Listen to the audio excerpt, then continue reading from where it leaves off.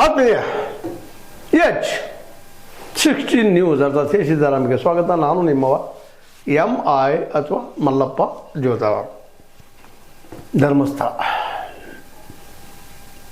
ಈ ಕೇಸಿನಲ್ಲೇ ಈ ಒಂದಿಷ್ಟು ಮಾತು ಹೊಸ ಡೆವಲಪ್ಮೆಂಟ್ಗಳು ಆಗ್ತಾ ಇದ್ದಾವೆ. ಇವತ್ತು 3ನೇ ತಾರೀಕು ಈ ದಿನ ಕೋರ್ಟ್ನಲ್ಲಿ ಏನು ಡಿಸಿಷನ್ ಆಗ್ಬೋದು ಅನ್ನೋದು ಎಲ್ಲರೂ ಎದುರು ನೋಡ್ತಾ ಇದ್ದಾರೆ. ಅದು ಬರೋವರೆಗೆ ಒಂದಿಷ್ಟು ಮಾತು ಇವತ್ತೇನು ಹೇಳೋದು ಕ್ಲಿಯರ್ ಆಗ್ಬೋದು, ನೋಡೋಣ. ಅದನ್ನು ಒಂದು ಬದಿಗಿಟ್ಟ ಈಗ ನಾವು ಕೇಳಬೇಕಾಗಿದ್ದು ಇದರಲ್ಲಿ ಹೊಸ ಒಂದು ಏನಪ್ಪ ಅಂತಂದ್ರೆ ಪ್ರಕರಣ ದಾಖಲೆ ಆಗ್ತಾಯಿದೆ.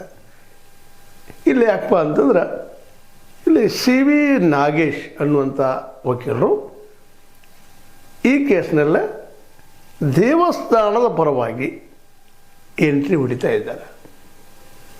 ಯಾಕಂದರೆ ಈಗಾಗಲೇ ಯಾರೂ ಒಂದಿಲ್ಲ ಮತ್ತು ಬೇರೆ ಇಲ್ಲಿ ಅಪರಾಧಿ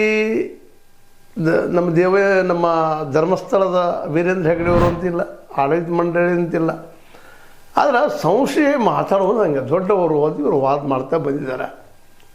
ಹೀಗಾಗಿ ಇಲ್ಲಿವರೆಗೆ ಅದನ್ನು ಇಂಡೈರೆಕ್ಟಾಗಿಯೋ ಮತ್ತಾವುದೋ ಮೂಲಕವಾಗಿಯೋ ದೇವಸ್ಥಾನದ ಆಡಳಿತ ಮಂಡಳಿ ತನ್ನ ಪಾತ್ರವನ್ನು ನಿರ್ವಹಿಸ್ತಾ ಬಂದಿತ್ತು, ಅದು ತಪ್ಪಿಸ್ತಾ ಬಂತು. ಆದರೆ ಇವತ್ತು ನೇರವಾಗಿ ದೇವಸ್ಥಾನದ ಹೆಸರು ಕೆಡಿಸುವಂಥ ಪ್ರಯತ್ನ ಇರ್ತದೆ.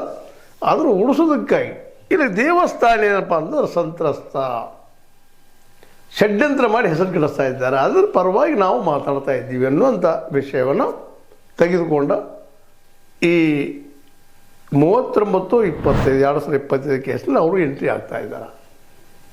ಯಾಕಂದ್ರೆ ಧರ್ಮಸ್ಥಳ ಹೆಸರು ಕೆಡಿಸೋ ಕಾರಣಕ್ಕಾಗಿ ಅವರು ನೇರವಾಗಿ ಎಂಟ್ರಿ ಆಗಬೇಕಾಗಿದೆ ಅನ್ನೋದು ಕಾರಣ, ಮತ್ತಾವ ಕಾರಣಕ್ಕೆ ಒಳಗೆ ಬರ್ತಾ ಇದ್ದಾರೆ.